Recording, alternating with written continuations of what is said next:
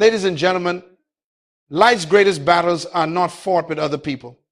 They are fought within the silent chambers of your own soul. The fiercest war you will ever face is not the conflict between you and another, but the war between your peace and your panic, between your confidence and your confusion, between your identity and your insecurity. Every day, every moment, a war is being fought not outside of you, but inside your mind.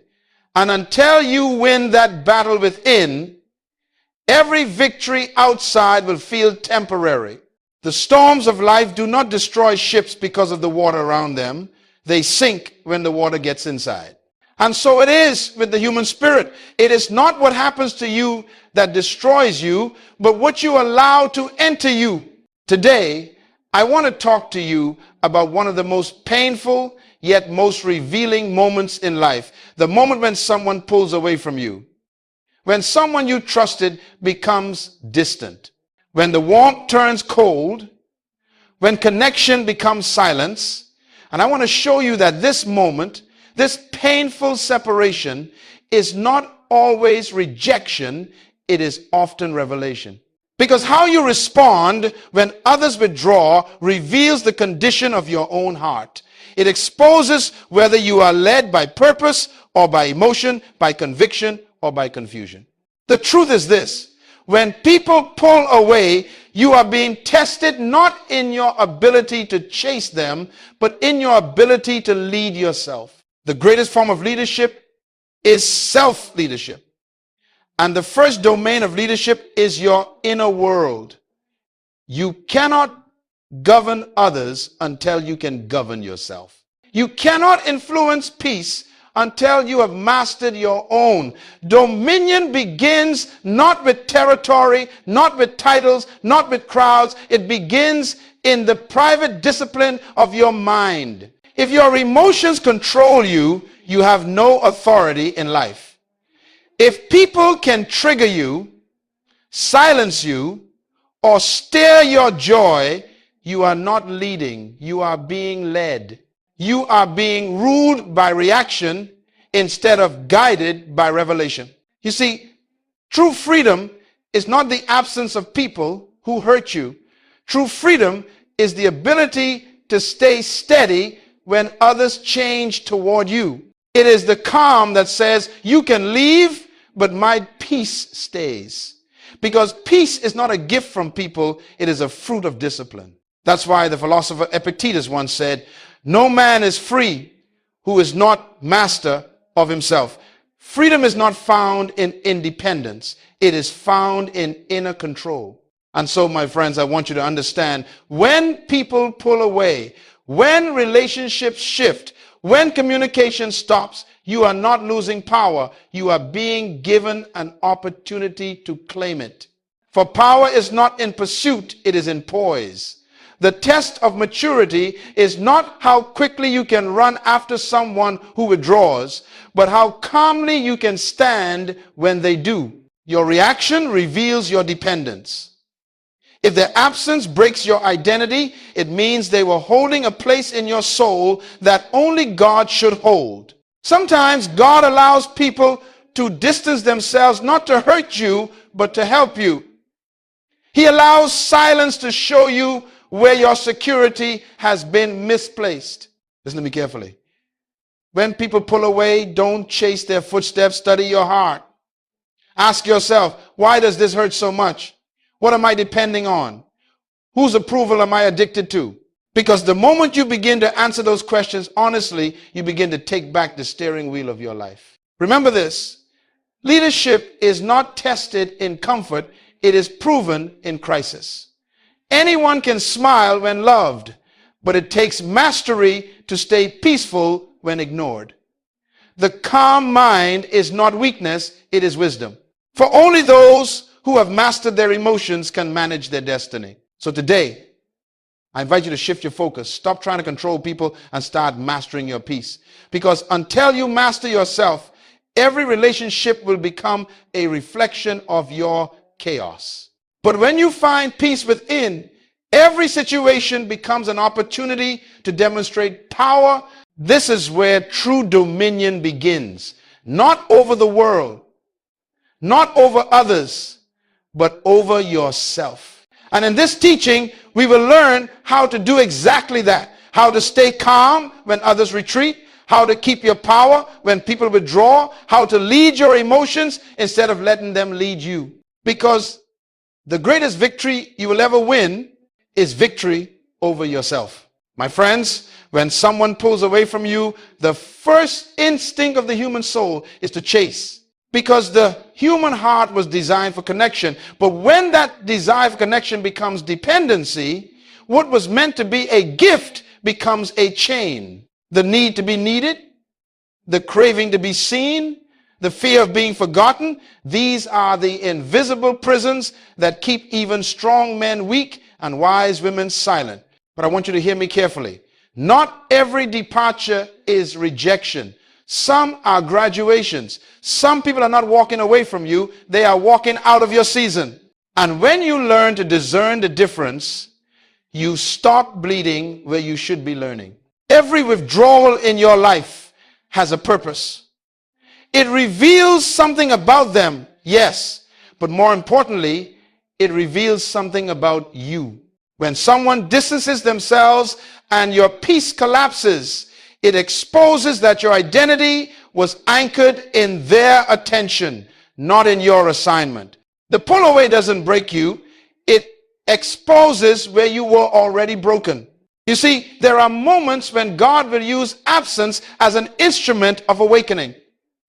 He removes noise so that you can hear his voice again. When the crowd thins, your calling becomes clearer. Sometimes he subtracts company to multiply clarity, because you cannot hear divine direction when you are busy chasing human validation. So don't curse the distance. Study it. Distance is a mirror that reflects your maturity. It shows whether your emotions are leading your life or your principles are. The test of growth is how well you can handle separation without surrendering your peace. You must understand this principle. Dependency breeds distortion. When you depend on others for affirmation, your perception becomes warped. You start to interpret silence as insult, absence as abandonment, and disagreement as betrayal. But that's not reality. That's your insecurity, speaking louder than truth. Hear me today. You were never created to find your worth in another person. You were created to reflect your Creator. And when you forget that, you start worshiping people in the place of God. You give them control over your emotions, your time, your sleep, and your self-image, and then you wonder why peace is missing. Some people pull away because your growth has outpaced their comfort. You stop speaking their language. You began to think bigger, dream deeper, live differently, and they could not handle the new version of you. Growth exposes incompatibility. Do not chase those who are intimidated by your evolution. Others withdraw not because they dislike you, but because they don't understand you. Destiny often makes you misunderstood. People interpret silence as pride, confidence as arrogance, focus as distance, but none of that is true. You are simply realigning to purpose. So stop mourning what left. You cannot enter your future holding on to yesterday's comfort. If someone's absence breaks your balance, that means you built your foundation on them. And God loves you too much to let your foundation rest on a person who can change their mind. Listen, sometimes God will allow people to walk away so that your focus can walk back home. Sometimes he lets someone ignore you so that you can finally attend to yourself. Sometimes he closes one conversation so you can finally hear the one happening within. When someone pulls away, it's not always a punishment. It can be a promotion, a test of leadership. The question is not why did they leave? The real question is, what will I learn now that they're gone? Because the way you interpret withdrawal determines your future. If you see it as rejection, you'll react with bitterness. If you see it as revelation, you'll respond with wisdom. Reaction drains energy. Revelation produces growth. One makes you weaker, the other makes you wiser. So my friends, let this truth settle deep in your heart. You are not defined by who stays or who leaves. You are defined by what remains when everyone is gone. If your peace, your purpose, your discipline, and your faith remain, then you have lost nothing. Because the presence of peace is more valuable than the presence of people. So when they pull away, stay calm. Don't run. Don't beg. Don't panic. Let silence speak. Let distance do its work. Because sometimes what looks like loss is the very thing preserving your leadership. And when you learn this truth, you will never again fear who leaves, because you'll know that what's meant for you cannot walk away from you. And that, my friends, is the beginning of mastery, not over relationships, but over yourself. My friends, before you ever attach yourself to anyone, before you give your loyalty, your trust, your energy, you must first know who you are. Because if you do not know your identity, every relationship will become an experiment in confusion. You will keep searching for yourself in the reflections of others who are just as lost as you are. Listen carefully. When you do not define who you are, people will define it for you. And the tragedy is they will always define you by their needs, not by your purpose. If you allow others to write your worth, you will live your life editing their opinions instead of fulfilling your mission. So when you attach before identity, you build connection on emptiness. You begin to demand from people what only clarity can provide. You want them to give you meaning. You want them to give you direction. You want them to give you peace. But they cannot give what they do not own. People can affirm you for a moment, but only truth can anchor you forever. You were never created to perform for acceptance. You were created to express your assignment. That is why your value does not decrease when people stop applauding. The applause never made you valuable. It only revealed who could recognize your value. Remember this principle. When purpose is not known, abuse is inevitable. Drifting hearts are always in danger of misuse. When you don't know your purpose, you'll tolerate anything that promises belonging. You'll call manipulation love. You'll call distraction destiny. You'll call attention affection. But none of it is real. It's counterfeit comfort. You cannot build meaningful connection from confusion. Two broken identities do not create wholeness, they create dependency. That's why many relationships fail. Not because love is absent, but because identity is missing. If you don't know your own name and destiny, you will lose it trying to answer to someone else's expectations. Hear this truth. Before God gave Adam Eve, he gave Adam work. He gave him responsibility. He gave him purpose. Identity came before intimacy. Assignment came before attachment. Why? Because love cannot fulfill what purpose has not defined. Relationship is meant to complement identity, not complete it. So when you attach before identity, you build connection on emptiness. You begin to demand from people what only clarity can provide. You want them to give you meaning. You want them to give you direction. You want them to give you peace. But they cannot give what they do not own.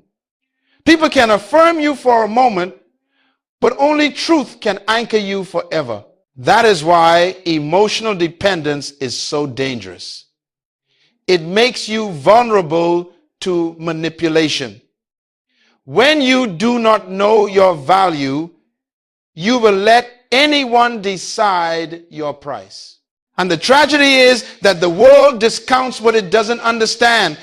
The less you know about yourself, the cheaper you will sell your peace. You cannot build meaningful connection from confusion.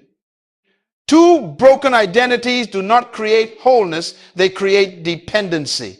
That's why many relationships fail. Not because love is absent, but because identity is missing. If you don't know your own name and destiny, you will lose it trying to answer to someone else's expectations.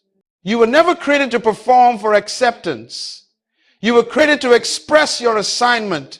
That is why your value does not decrease when people stop applauding. The applause never made you valuable. It only revealed who could recognize your value. And when someone pulls away, you no longer panic. Why? Because their absence does not alter your essence. You know who you are with or without their presence. You understand that identity is not seasonal, it is eternal. Your worth is not attached to who stays. It is anchored in who you've become. So hear me, my friend. Before you attach, affirm. Before you promise, perceive. Before you commit, confirm. Make sure that the you entering the relationship is complete, not searching for completion. Because the greatest gift you can bring into any connection is not your attention, it is your wholeness. When you know who you are, you can love without losing yourself. You can give without becoming empty. You can walk away without feeling broken. Because your identity is not up for negotiation. It is the foundation of your dominion. Never forget this. Attachment without identity is bondage. But identity before attachment is freedom. When you are grounded in who you are, rejection becomes redirection and loneliness becomes leadership. You are no longer seeking worth. You are walking in it. That is the power of self-knowledge. That is the beginning of emotional dominion. And that is where peace truly begins. Not in another's arms, but in your own awareness of purpose. When you know who you are, you can love without losing yourself. You can give without becoming empty. You can walk away without feeling broken. Because your identity is not up for negotiation. It is the foundation of your dominion. That is the power of self-knowledge. That is the beginning of emotional dominion. And that is where peace truly begins. Not in another's arms, but in your own awareness of purpose. Let me tell you something. Your reaction reveals your ruler. If anger rules you, anger will speak for you. If fear rules you, fear will make your decisions. But if wisdom rules you, peace will answer every storm. The mark of a leader is not seen in how loud they shout, but in how quietly they think before they act. When someone pulls away from you, your first reaction might be to chase, to defend, to explain, or to prove. That's the human impulse, the desire to control outcomes. But listen carefully. You cannot lead what you're trying to control. Leadership doesn't chase validation. It chooses direction. When you react, you become a slave to another person's behavior. But when you respond, you remain master of your own. The wisest man once said, "He who is slow to anger is better than the mighty, and he who rules his spirit is greater than he who conquers a city." You see, anyone can conquer a city, but not everyone can conquer themselves. Emotional control is greater than physical strength, because when you can control what happens in you, what happens around you can no longer destroy you. Let me explain it this way. Your emotions are like horses, powerful, passionate, full of potential, but without training, they'll throw you off course. You must learn to bridle them, to guide them, to make them serve your purpose instead of sabotage your peace. Emotions are wonderful servants, but terrible masters. Reaction is a servant to circumstances. Response is a servant to purpose. The person who reacts lives from the outside in, always waiting for life to decide how they feel. But the person who responds lives from the inside out, deciding how to feel before life even speaks. That is why the calm person is not weak. They are strategic. The stillness of a disciplined mind is not silence of emotion. It is the control of energy. The calm mind is power under authority. It is strength that refuses to waste itself in noise. Look at nature. The eagle doesn't waste energy chasing the crows that peck at it. It simply rises higher. The higher it flies, the thinner the air becomes, and the crows can't follow. That's the secret of self-control. You don't fight distractions at their level. You elevate your focus. When you learn to rise above reaction, you become unshakable. The opinions of others may swirl around you, but they can no longer dictate your peace. The noise of this world may scream for your attention, but you decide where to invest your energy. That is leadership. That is dominion. Hear this truth. Reaction is emotional slavery. Response is spiritual freedom. One says, they made me angry. The other says, I chose peace. And the moment you choose peace intentionally, you have already won the battle of the mind. So when someone withdraws, when a friend grows cold, when life surprises you with silence, don't react. Don't rush to fix what may not be broken. Don't let panic become your teacher. Pause, breathe, recenter. Ask yourself, what is this really teaching me? Because behind every trigger is a truth about yourself waiting to be discovered. You must learn the art of the pause. The pause is where wisdom lives. The pause is where clarity is born. It's the sacred space between feeling and action, the space where leaders are made. People who react destroy peace. People who respond restore it. So today, I want you to remember this principle. The way you manage your moments determines the measure of your maturity. Don't let emotion make permanent decisions in temporary storms. Control your thoughts, and your thoughts will control your words. Control your words, and your words will control your world. When you react, you become part of the storm. When you respond, you command it.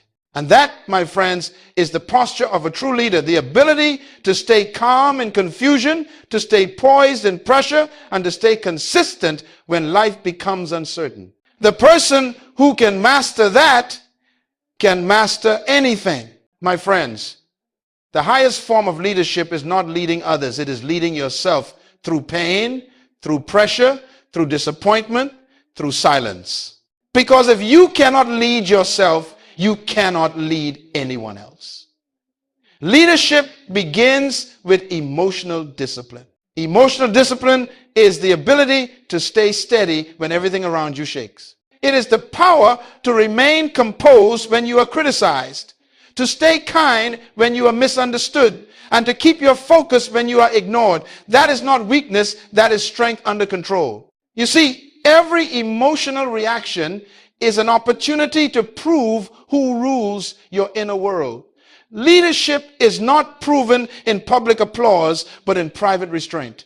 How you respond in hidden moments reveals your real maturity. Everyone looks powerful until pressure shows up.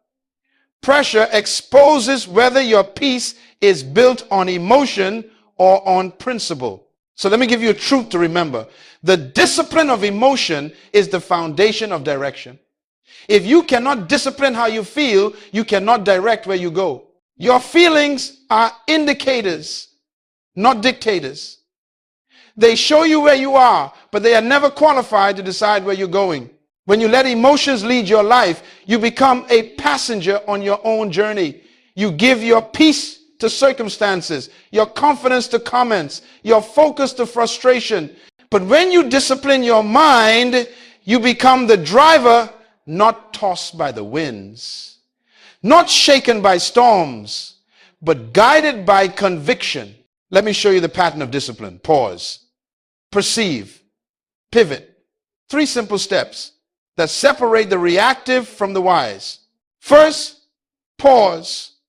Stop before emotion decides for you, because what you do in seconds can take years to repair. The pause is the space where the Holy Spirit whispers truth louder than anger. Second, perceive. Ask yourself, what is this moment teaching me? Every situation is a classroom if you listen long enough. And third, pivot, turn the emotion into energy for growth. Don't waste pain. Convert it into progress. This is what emotional leadership looks like. Converting hurt into wisdom, turning rejection into revelation, transforming setbacks into strategy. Every leader who has ever succeeded mastered this law. Joseph mastered it in prison. David mastered it in exile. Jesus mastered it on the cross. The greatest leaders are not those who never felt pain, but those who never let pain make their decisions.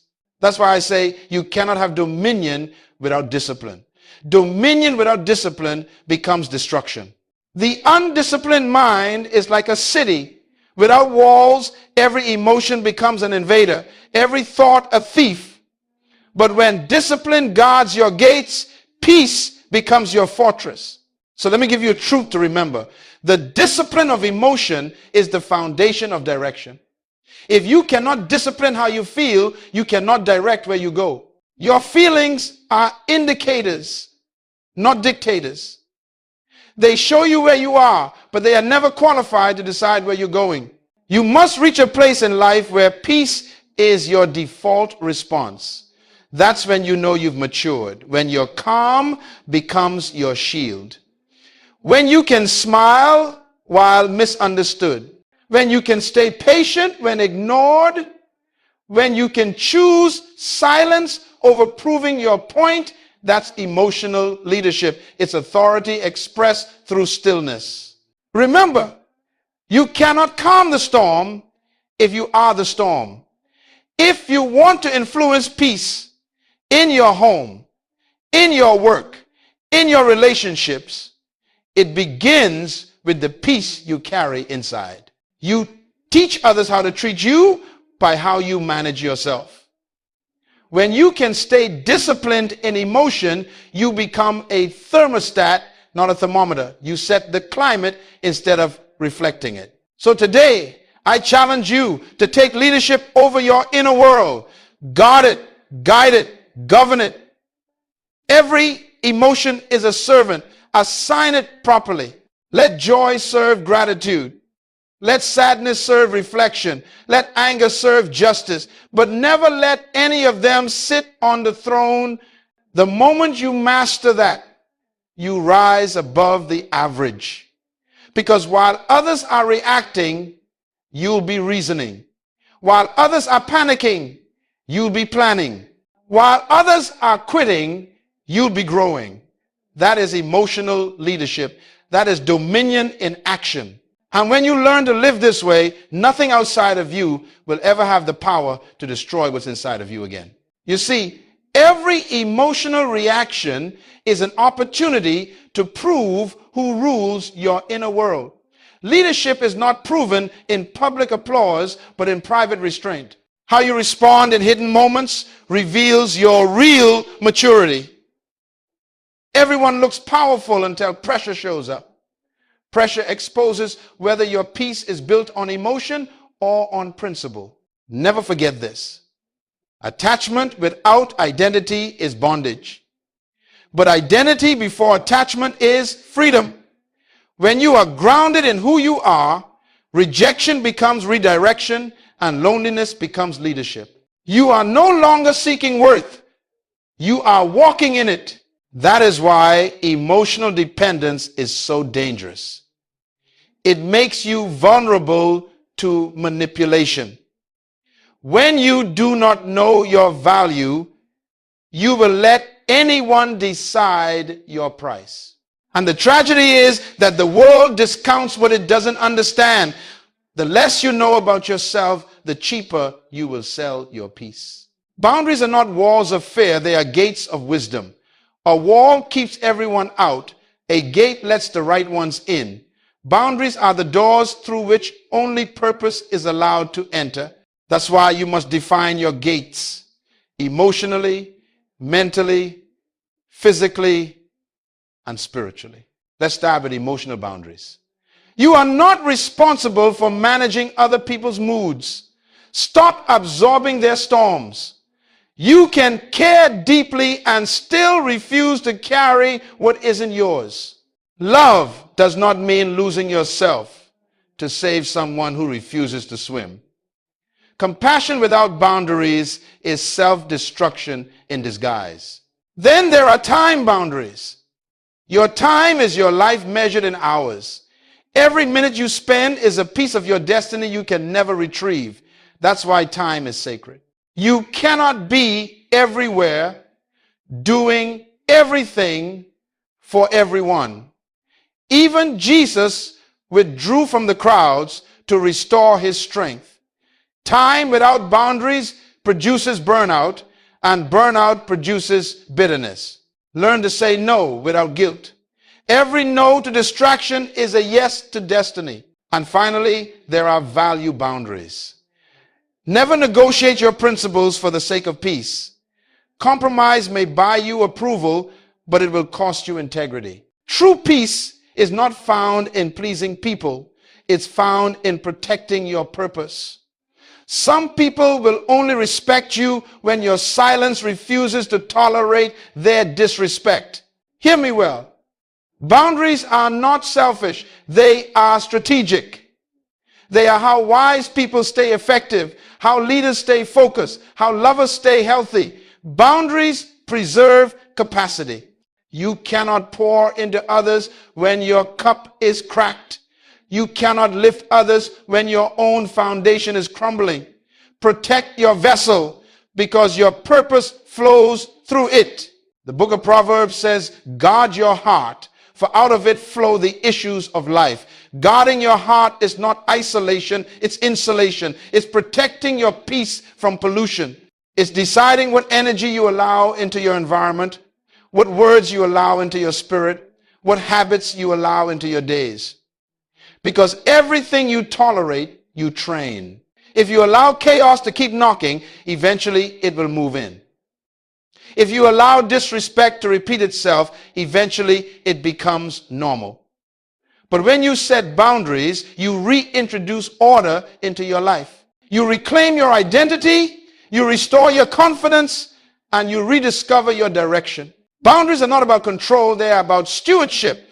God entrusted you with a life, a mind, a body, and a destiny. Boundaries are how you manage those gifts. Every great leader knows that discipline without boundaries is wasted effort. So, my friends, draw your lines in wisdom.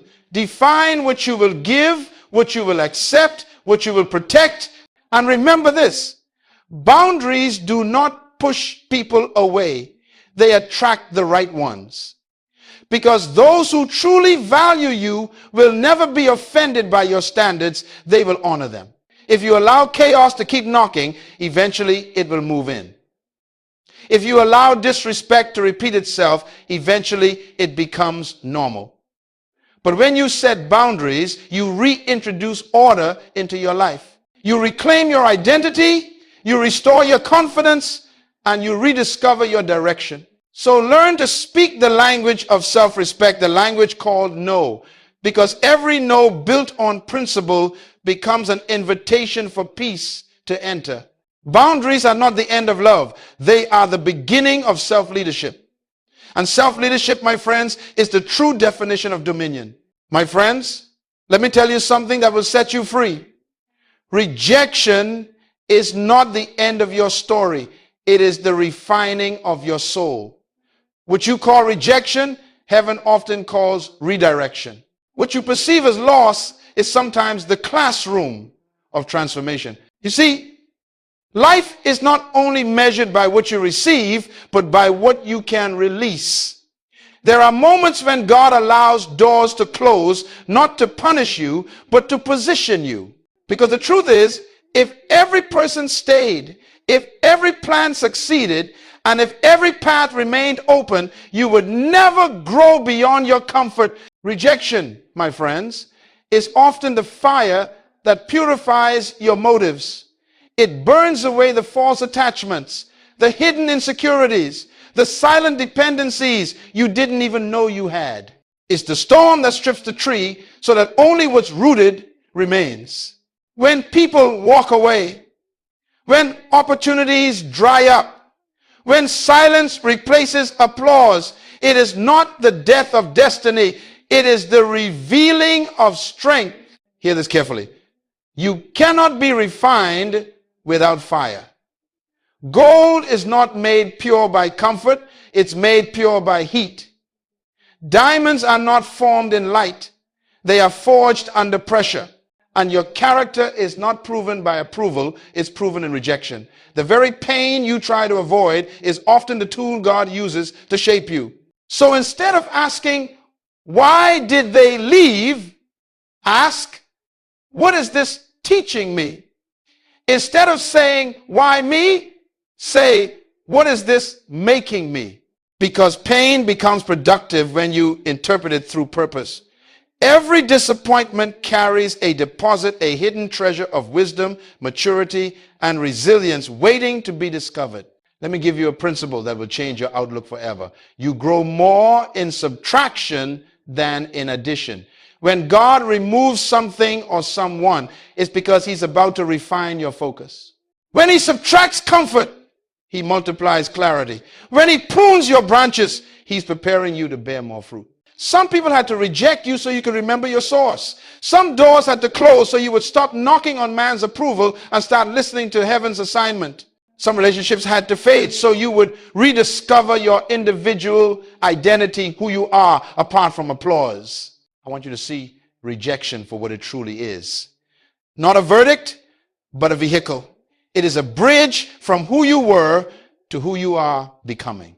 It teaches you that peace does not depend on people and purpose does not end with pain. Let's be honest, rejection hurts. It cuts deep because it questions worth. But pain, when handled wisely, purifies perception. It strips away illusion and reveals truth. You start to realize that your value was never tied to their validation. Your potential was never limited by their presence. And your destiny was never canceled by their departure. Sometimes God allows rejection to wean you off approval. He will remove the voice you depended on until you can finally hear his. Because when you stop needing constant affirmation, you start living from conviction. That is maturity, when your peace no longer depends on who claps for you. Let me show you a divine pattern. Pain leads to reflection. You pause, you ask, you grow. Reflection leads to revelation. You see yourself differently. You see purpose more clearly. Revelation leads to redirection. You adjust your steps, guided by wisdom instead of wounds. Pain leads to reflection. You pause, you ask, you grow. So don't mourn forever what walked away. Sometimes what left was never meant to stay. It was meant to teach. Every departure that hurts is an invitation to heal deeper. Every no that crushed you was preparing you for a yes that fits you. When you understand that, you begin to thank God for closed doors. You realize that rejection didn't ruin you. It refined you. It exposed who was temporary and revealed who was true.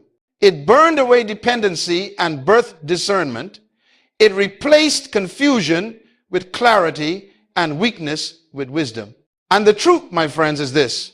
What God removes, he replaces with something stronger, sometimes not in people, but in perspective. Because once your mind is renewed, your entire life will rise to match it. Revelation leads to redirection.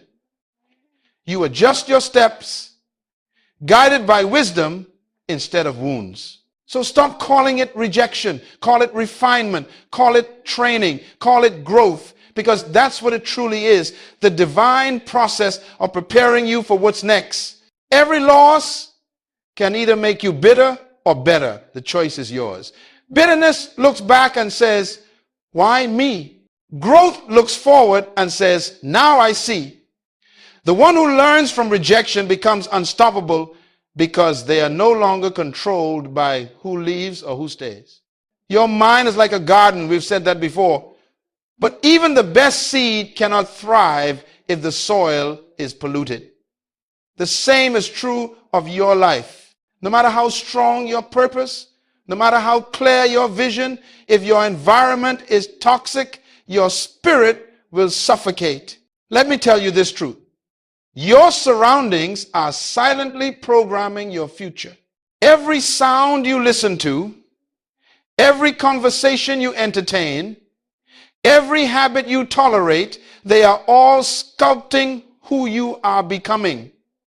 The voices around you eventually become the voices within you. That's why you must choose your company with caution, because association determines acceleration. The law of the environment is simple. Whatever you repeatedly expose yourself to, you eventually replicate. If you spend time with complainers, you'll begin to complain. If you surround yourself with dreamers, you'll begin to dream. Influence is contagious, good or bad. You become the average of the 5 people you spend the most time with, not just in income, but in attitude, vision, and discipline. My friends, let me teach you one of the greatest secrets of success and stability. Your environment shapes your evolution. You will never rise higher than the atmosphere you choose to breathe in. You cannot plant the seed of greatness in the soil of mediocrity and expect a harvest of excellence. Sometimes God cannot promote you until you relocate, not always geographically, but mentally, emotionally, and socially. He will separate you from familiar people to prepare you for unfamiliar purpose. He'll distance you from the crowd that feeds your comfort so he can connect you with voices that feed your calling. That's not isolation, that's cultivation. Let me give you a principle of wisdom. Elevation always requires separation. You cannot soar with eagles if you keep nesting with pigeons. The company you keep determines the altitude you reach. Some relationships are not evil, just expired. They serve their purpose for one season, but now they limit your growth. Ask yourself, who around me challenges me to grow? Who stretches my thinking? Who calls me higher when I start to settle? If everyone in your circle agrees with your weakness, you are in the wrong circle. Real friends won't let you shrink to stay comfortable. They'll confront you to become better. Some of you are struggling not because your dream is wrong, but because your environment is, you're trying to grow in a place that rewards comfort and criticizes ambition. You're seeking peace in circles that thrive on gossip. You're chasing clarity while sitting among confusion, and you wonder why you feel stuck. The truth is, you can't heal in the same environment that broke you. Even your physical environment speaks. A cluttered space produces a cluttered mind. Disorder around you eventually breeds disorder within you. Clean your space, clear your desk, organize your time. These are not small things. They are signs of stewardship. Excellence in the visible reflects excellence in the invisible. Understand this. You are not just a product of your environment. You are also a designer of it. You can choose where you spend your time, who you share your energy with, and what atmosphere you cultivate.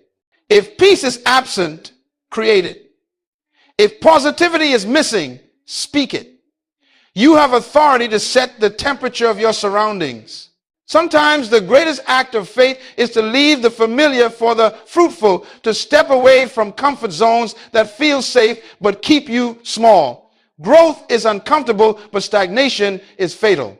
God cannot fill a space that is already full of noise. Make room for new voices, new mentors, new ideas that align with your next level. The environment you choose is the mirror of your expectations. If you expect excellence, you surround yourself with it. If you expect growth, you'll invest in it. If you expect mediocrity, you'll settle for it. Your environment will always rise or fall to match your belief system. So I ask you today, look around your life. Every atmosphere you allow is either building you or breaking you. Every voice is either empowering you or eroding you. Every space is either feeding your faith or fueling your fear. Choose carefully because your destiny depends on it. And when you find the right environment, one that stretches your mind, strengthens your spirit, and sustains your peace, protect it, nurture it, feed it with gratitude and discipline. Because the right environment doesn't just support purpose, it sustains it. But environment isn't just people, it's also what you consume daily. Your digital diet shapes your destiny. What are you watching? What are you listening to? What are you reading? Every click is a seed. Every scroll is a choice. You cannot fill your mind with fear, envy, and comparison and expect peace to bloom. Guard the gates of your mind, for whatever enters repeatedly becomes permanent. Because the truth, my friends, is simple. Change your environment and you change your energy. Change your energy and you change your results. My friends, real power is never loud. True authority doesn't need to shout. In fact, the louder the noise, the weaker the control. Calmness is not weakness, it is wisdom clothed in peace. The one who can stay calm under pressure has already mastered power. You see, storms are not designed to destroy you, they are designed to reveal you. Pressure does not build character, it exposes it. And in every storm, there are two kinds of people, those who panic and those who command. Those who lose themselves in the chaos and those who become the calm within it. When Jesus stood in the boat while the waves raged, the disciples reacted. They feared for their lives. But Jesus responded. He spoke peace to the storm. The same storm that terrified them obeyed him. Why? Because you cannot command what you resemble. He was calm, and so the storm recognized his nature. You cannot speak peace to what still controls you. That is the law of calm power. The moment you become still inside, everything outside starts to fall into order. The storm loses its grip the moment it can no longer move you. Calmness is not the absence of motion, it is the mastery of emotion. Many people mistake busyness for effectiveness. They think movement means progress. But the calm person understands movement without direction is chaos. When you are calm, you can see clearly, you can hear accurately, and you can decide wisely. The calm mind is the throne of leadership. When you lose your peace, you lose your perception. Anxiety blinds your vision. Fear blocks revelation. But calmness clears the fog so that wisdom can speak. When your mind is quiet, truth becomes loud. When your heart is still, direction becomes clear. So hear me. Never let someone else's storm pull you out of your peace. The moment you allow their chaos to dictate your calm, you surrender control. There will always be people who live in crisis, who thrive on drama, who cannot survive without noise.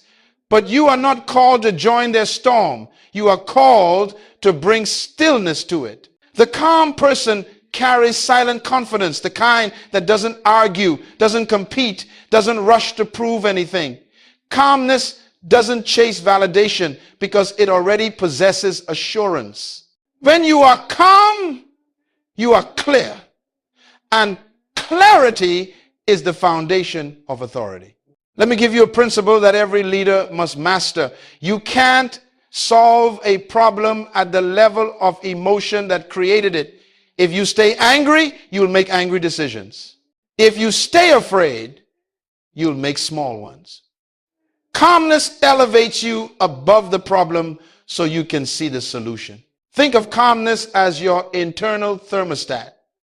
The world around you may heat up with stress and pressure, but you decide the temperature of your response. Power is not in control of others, it is in control of yourself. When you can command your own peace, you already lead everything around you. So practice calm as a daily discipline. Each morning, before the world reaches for your attention, reach for your center. Start your day not with panic, but with perspective.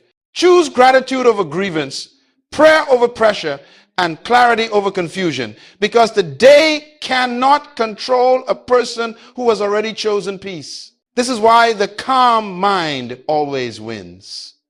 While others are drowning in reaction, the calm person is walking on revelation.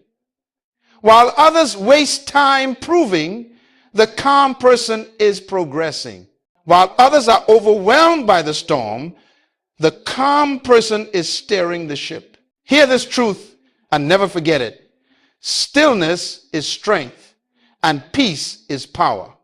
The world respects the voice that remains steady when others shake. Calmness is not passive.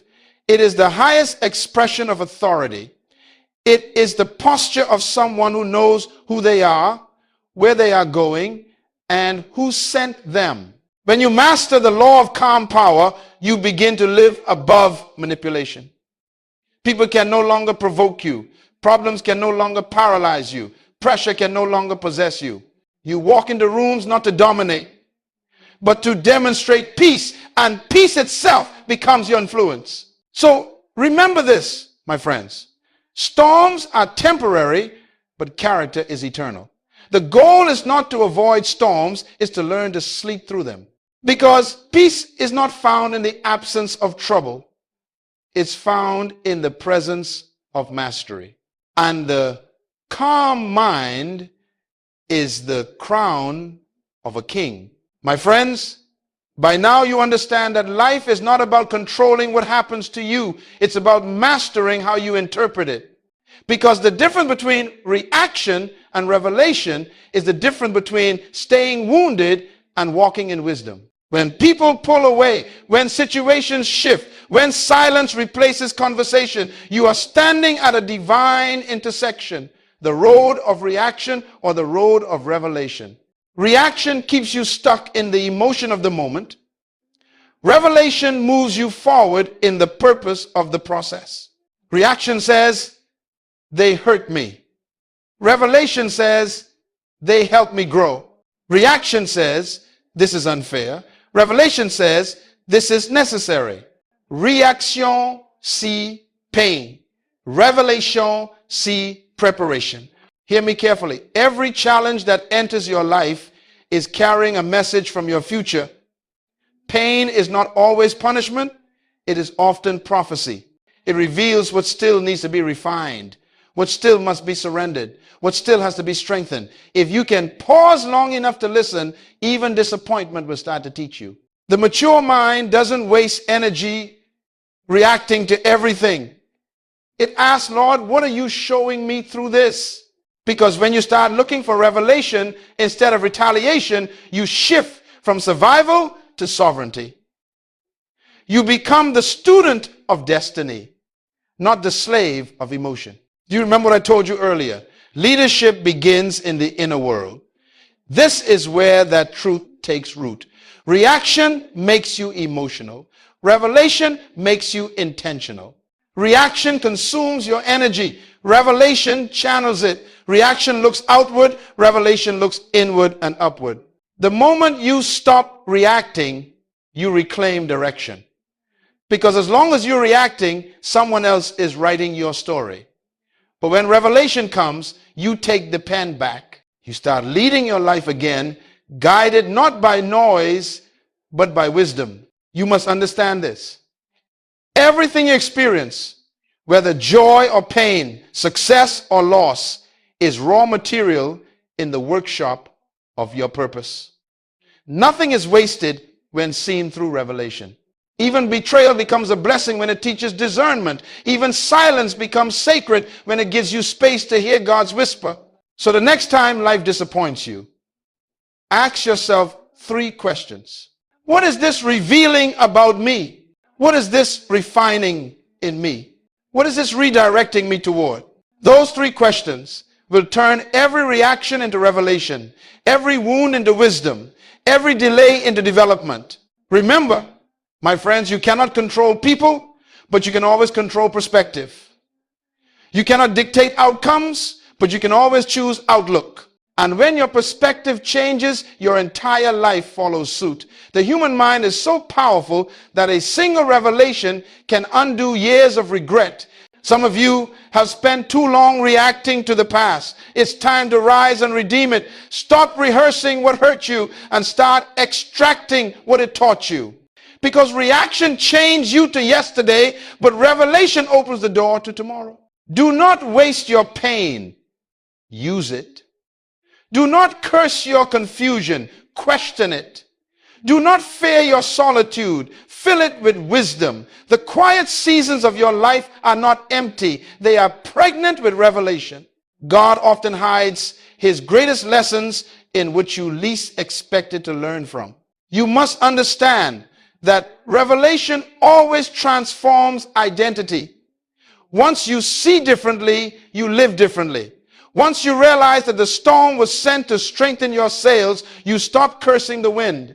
Once you see that rejection was redirection, you stop mourning who left. Once you realize that pain refined you, you stop resenting it. That's how mature minds live, not as victims of emotion, but as stewards of revelation. They no longer say, look what happened to me, but look what happened for me. They no longer chase closure from people. They find clarity from purpose.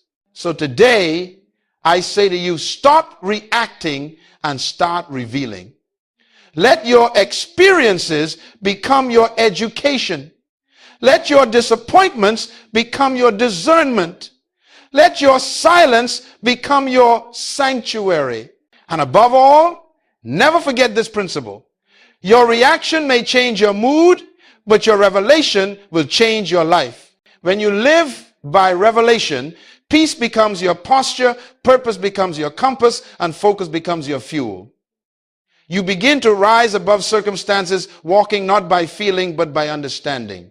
You no longer just survive life, you interpret it, master it, and transform through it. So, practice calm as a daily discipline. Each morning, before the world reaches for your attention, reach for your center. Start your day not with panic, but with perspective. Choose gratitude over grievance, prayer over pressure, and clarity over confusion, because the day cannot control a person who has already chosen peace. And when you live this way, every pull away becomes a push forward, every ending becomes a beginning, and every storm becomes your classroom. Because the greatest power in life is not to control events, but to perceive purpose in them. So as we close this message, remember this forever. When you stop reacting, you start reigning. When you stop chasing, you start choosing. When you stop fearing, you start seeing. And in that moment, that sacred, peaceful moment, you finally master the one kingdom that rules them all, the kingdom within.